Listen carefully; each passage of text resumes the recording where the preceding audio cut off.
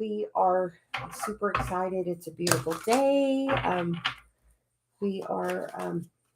We're going to begin with saying, please like, share, and subscribe. Please hit that bell for notifications. And we are going to get into just a general guidance message from Celia, and then we are going to move on from there. So we are going to use the energy oracle cards from Sandra Ann Taylor, and we will also be using the Light Seers Tarot from the Light Seers Tarot from Chris Ann.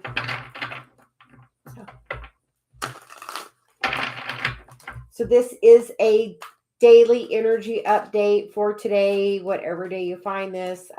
Just take whatever message resonates and leave the rest.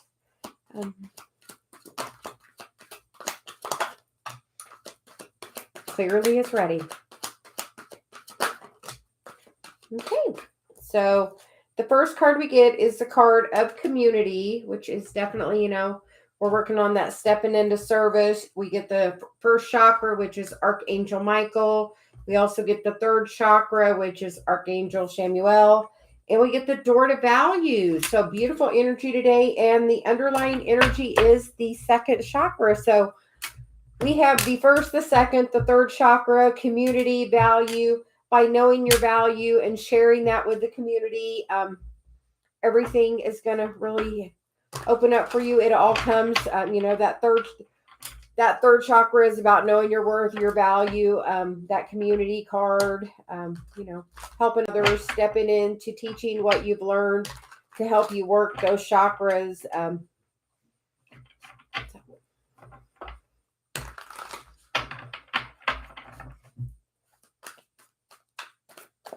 She said one more, and then we're going to split it and begin. So the current energy is the Five of Cups, which is, can be a card about thinking about that spilled milk, the energy of the past, the energy no longer serves you. And that's crossed by the Three of Cups, which is definitely that community energy. If you're having a hard time, find your community, step into that energy. I've recently, Dave and I started watching Michael Murdad. He has the Christ Consciousness Center in Sedona. And he's written a book, and we feel very connected, that energy. We joined his Facebook group. I ordered the book. Can't wait to go when we go to Sedona in December. So somebody that's going to listen to this needs to find Michael as well. We've been listening to him as he was explaining the chakras and how when, we get in this first, second, third chakra, that's all the physical 3D stuff, how I, what I do, how I feel, and that energy of your confidence, your willpower, and, that I am enoughness in your solar plexus. And then he says, you come up and you get to that block of your diaphragm, and that once in a while it'll let it squeeze through to the heart. But truly, when you do that, that's when you have dark night of the soul. And it's funny, we were listening to that, which explained it, because Dave and I have both been working on our heart chakras. And we're both having some dark night of the soul. So, because we are in this just like every single other person here. So the foundation is that asking for guidance, asking for help, that's it. There again is, the Temperance card, that's supposed to be Archangel, Gabriel. So call in the archangels, ask for help. Clearly the archangels are all around in this reading. We have the first, second, third chakras all by an archangel. So, and the Temperance card for me, that's Archangel Gabriel. And the immediate past is the Ace of Wands, which is new inspiration, new hope, new desire. I want something better. And the current headspace is the High Priestess, which is gaining that knowledge of there is something more I can manifest.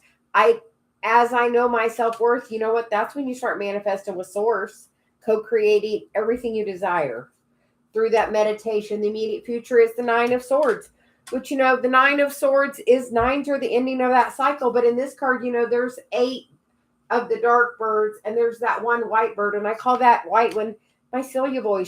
She's that quiet voice that comes to me to guide me in the middle of the night, normally, this morning, 5:30, waking me up. I'm like, Celia, give me 30 more minutes. And then we got up and went out, and Orion was definitely wanting to give me a message. So we did that as we meditated a little bit and got a message. But nines are the end of a cycle, and it's the end of those thoughts that aren't serving you. Because by changing your focus and finding your balance and opening your chakras, you know what? You're going to open everything you want in your life. The current environment is the wheel, which means things are turning. It's funny, in the hot tub today, Dave and I had a reference of a Journey song, The Wheel in the Sky. Celia always gives me songs, so we were listening to that song. So just know it's always turning. Things are always changing. And the same with this wheel. It's divine guidance. Things are changing. It's a time. Pluto's getting ready to come out of retrograde. Venus is out of retrograde. Over the next few months, we have 6 things in retrograde. It's going to start going. By January, we'll have everything direct again. So just wait. That wheel is turning. So between now and January, huge change will be happening with abundance, because we get the door to value. And, that 5 of Pentacles is there about lack. But you know what? She's got the key there to let herself out. And Celia says that key is your Chiron. So look at where your Chiron is. It's funny because my Chiron's about my voice. And Dave told me today, he said, you know what my Chiron's about? Because it's one-on-one relationships. He's like, my Chiron's about our teamwork. And I'm like, yes.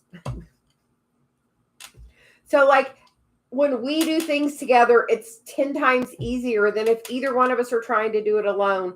And it goes the same for money.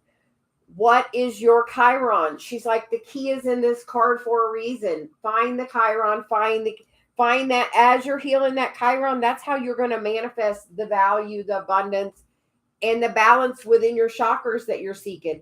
And be able to, as you're in alignment with your energy, that's how you're going to call in your community. Dave said that when I joined that group today. He said, you're just finding your soul family. And that's clearly exactly what I'm doing. I'm listening to the messages I'm getting, and I'm following the impulses.